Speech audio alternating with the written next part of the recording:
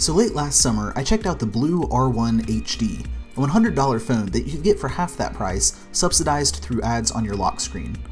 I was pleasantly surprised by the quality of the display and how snappy the MediaTek chip was inside, but felt the phone showed its price when it came to audio quality and the lack of a fingerprint sensor. Here we are a few months later with another phone from Blu, the Vivo 5R, but this time they're aiming a little higher up the budget end. Does adding $100 to the price tag go a long way, or should you find a better option? I'm Jason with Tech, and this is the Blu Vivo 5R.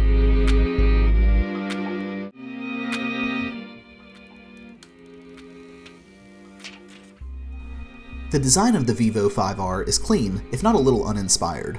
Below the 5.5-inch display, you'll find the standard capacitive Android navigation buttons, and above it, an 8-megapixel selfie camera. Around back, you'll find a 13-megapixel camera with a fingerprint reader below that. I previously stated that the lack of fingerprint sensor on the R1 HD felt foreign in 2016, and I'm glad to say the sensor on the Vivo 5R works pretty well. Its speed is about on par with the first generation of Touch ID, and is just a little slower than what you currently see on flagship phones today. Fingerprint accuracy is pretty good too, and the sensor can be used to trigger the camera shutter. Before we get more in-depth with the phone, I have to give props to Blu for the included accessories. Besides a standard micro USB charging cable and brick, you also get a micro USB to USB-A adapter, earbuds, a case, a screen protector, and a SIM tool. It's nice to see that these are in the box, especially at this price range, but what does that mean for the quality of the phone? First, let's get the bad out of the way. The speaker is terrible, no other way around it. It's so bad that I had a YouTube video playing at full volume in a quiet room, and it was still incredibly hard to hear. The only speaker is rear firing, and it can get muffled when laying down on the table. The battery life is also adequate for the price, but only got me about 4.5 hours of screen on time without too much heavy use. There isn't any quick charge on the same caliber as other phones either, so 10 minutes on the charger here and there won't make up for quick discharge times.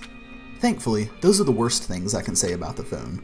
The cameras are pretty decent for still shots. The selfie camera is decently crisp at 8 megapixels, but the colors are a bit washed. The rear camera fares better.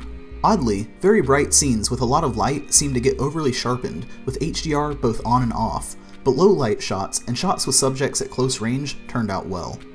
Beauty mode and HDR also seem to do more damage than good, but thankfully these options can be ignored. Video also captures good color range, but is capped at 1080p 30 frames per second. The guts of the 5R are also a mixed bag. You get 3GB of RAM and 32GB of internal storage, paired with an octa-core MediaTek chip. If you don't know, MediaTek is to Qualcomm like AMD is to Intel, sort of.